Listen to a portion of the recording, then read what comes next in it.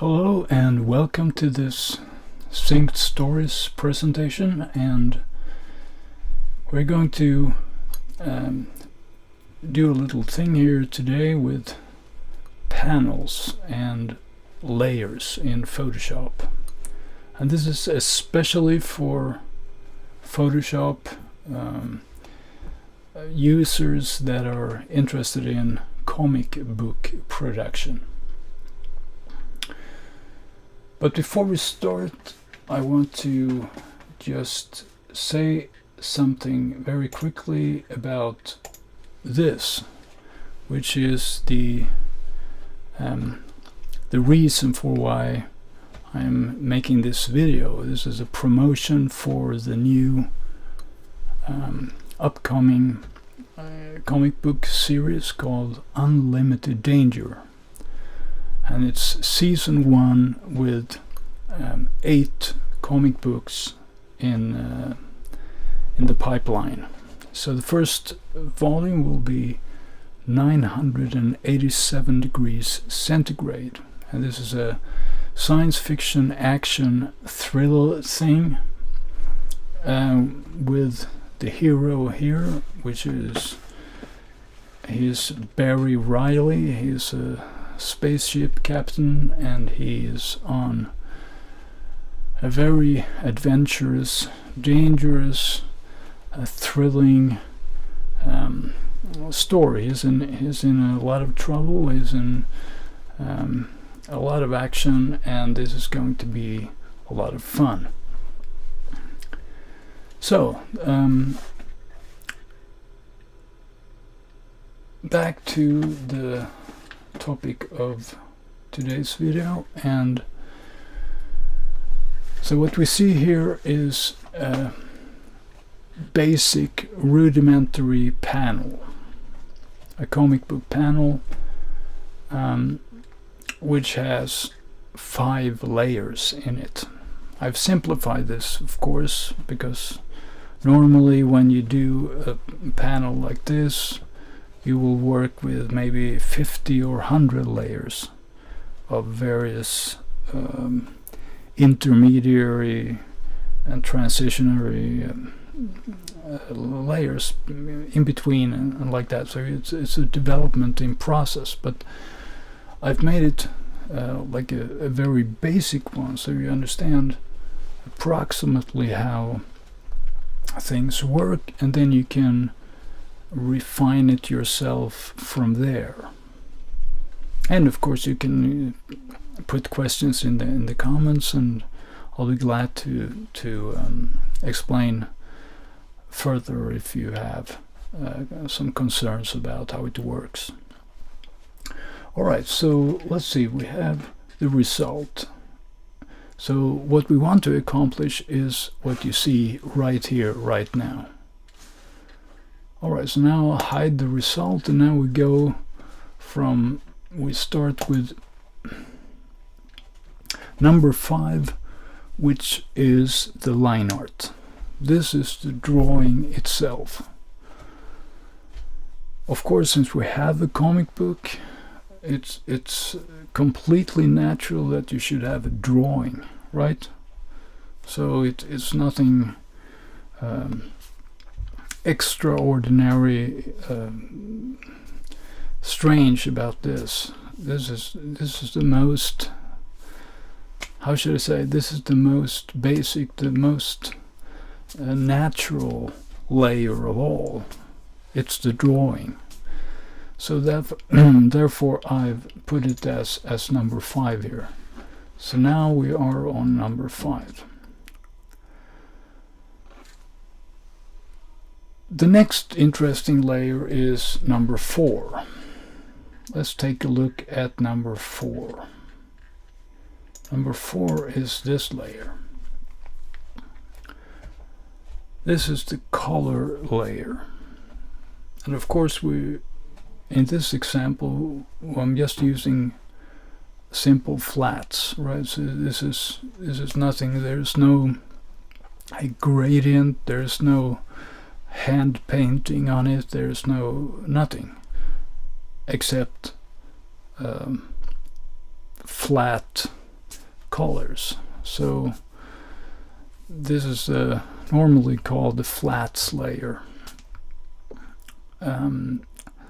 Maybe it's not technically right, because the flats layer could be a layer that has false colors, which you then have to paint into the real colors, which I have here. So maybe some people wouldn't call it the flats layer, but at least we can call it the colors layer.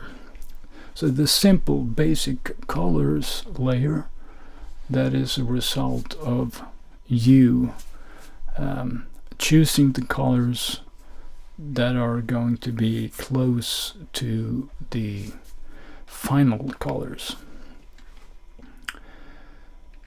So alright, so this was number 4. So what does it look, how does it look like when we put number 5 and 4 together then? So this is 5 and 4 together. Then it looks like this. And this is the result of 5 and 4. And the reason it works is because, like a quick course in Photoshop here, is that this is really a light box.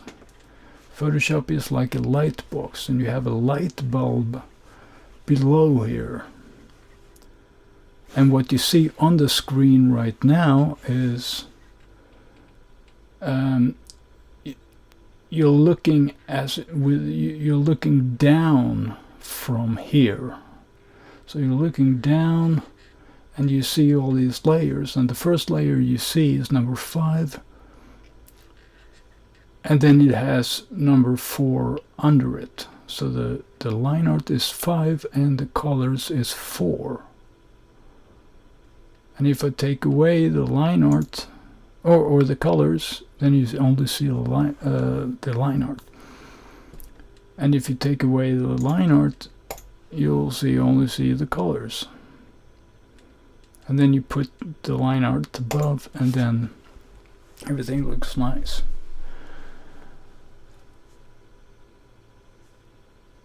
And this works only because number 5 has the mode of multiply.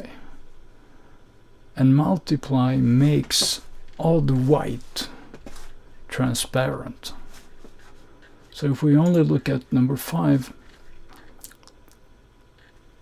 we don't know whether this is transparent or not.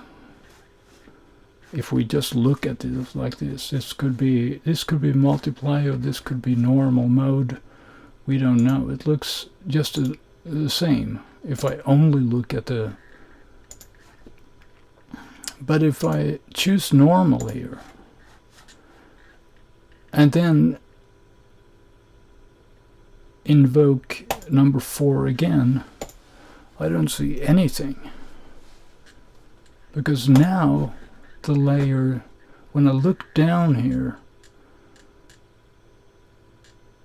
there is no transparency in the white. The white is now opaque. It's not shining through. It only shines through if I'd make it multiply.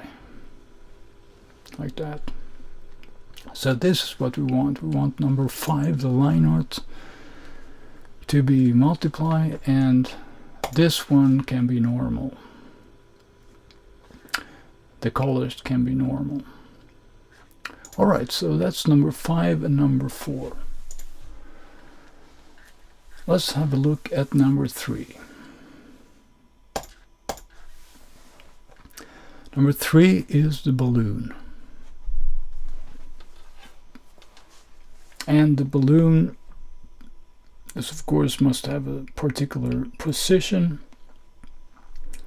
and it must be transparent so that the drawing shines through on the side.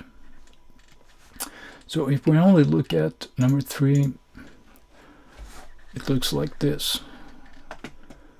And we can realize this in different ways. Here I have drawn it on paper, and then I've scanned it in, and I've reduced it in size and sharpened the contrast and all that. And then I have removed all the white around. And this is simple because we have a very solid outline here all the way. So I can easily take just the magic wand and do a delete, or I can take the magic eraser and just with a click I can remove everything. So this is what we want. We want 3 to be above the line art, which then has the colors below it. Right, so this is number 3 then. And now let's take number 2. This is the text. The text is placed on top of the balloon, like this. And since I don't I don't have to make multiply here or anything, this is very good, because that the less number of times I have to do multiply, the better, because if you have many layers with multiply, it sort of dims the whole picture. So the less you use multiply, the better. And I realized this by doing by making sure that the white here is smaller than my balloon. That's the most simple. You can have white here also, or you can have this solid white rectangle or whatever, but since I'm confining myself within the frame of the balloon, then I can just use normal mode here on the text. So 2 and 3 work together. And it's interesting here also, in number 3 I haven't used multiply either. So the only layer so far is number 5 with multiply.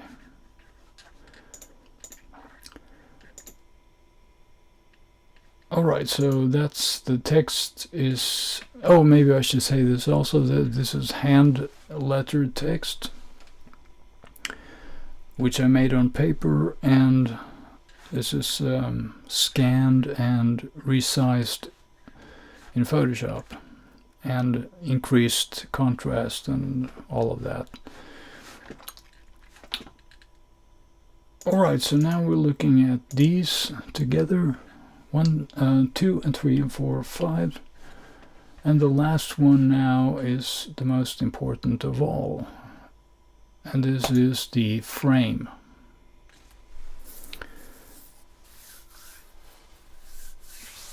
And the frame on its own looks like this. This is the frame. So what I'm doing is I'm drawing this on paper. I mean, you could draw it in Photoshop, you can draw it in some other drawing application, or you can do whatever you like. But the idea is that just as in the balloons, you have to make a portion transparent, and in this case it's everything inside the frame that should be transparent, as opposed to if we look at the balloon, when it's a balloon, everything outside the frame should be, or the balloon frame that is, should be transparent. So it's a similar thing. And also noting here that we are not using multiply here either. It's normal mode up here. Alright, so that's basically it for the layers and how they work. But it's important also to understand why I have enumerated these layers in the way I did, because I regard number 5 and number 4 as least important, because that's the most, I mean, everyone knows that comics is a drawing, so a drawing is implied, a drawing is understood. There's nothing strange or important about a drawing in a comic.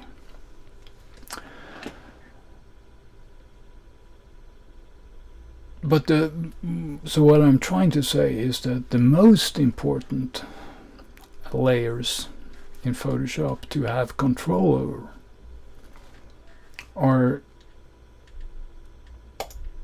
1, 2, and 3. And the most important is number 1, but 2 and 3 are needed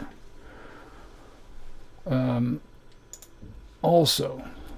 So what we want to do is to plan the comic book panel ahead of time.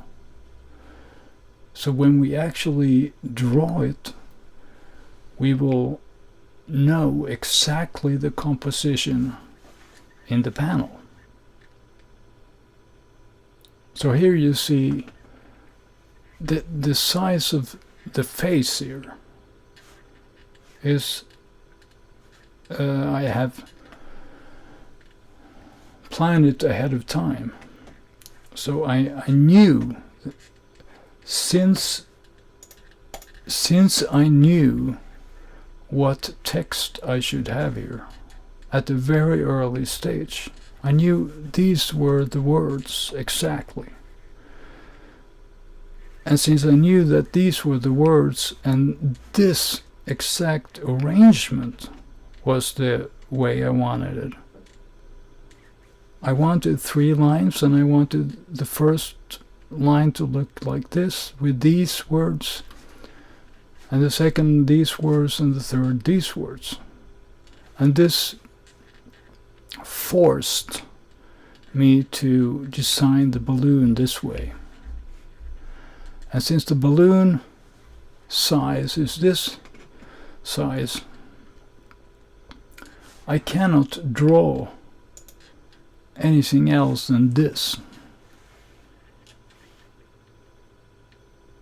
So I already knew that I wanted the face on the left, and I knew that the mouth should be here approximately, because it's pointing, so everything is planned ahead. So my theory, or at least my approach to the whole Unlimited Danger series, is that we have to make the text and the balloons ahead of time, so we know exactly where to put everything. We know that we don't want the face up here, or here, or even here, because we have it pointing like this. So that is why I'm stressing this whole thing. And of course, number 1 is the most important, because if you don't know the exact dimensions of the panel itself, you cannot put the balloon in a place, and you cannot know the size of the face, etc., etc. So this is why I've ranked the layers here in the way I did. All right, before we quit, I want to take a quick moment again to just advertise the Unlimited Danger series, the exciting, the dangerous, the thrilling color production, 40 pages, full color, with the exciting Barry Riley in his science fiction action thriller adventure. So I hope you'll enjoy it, and I'll see you in the next video.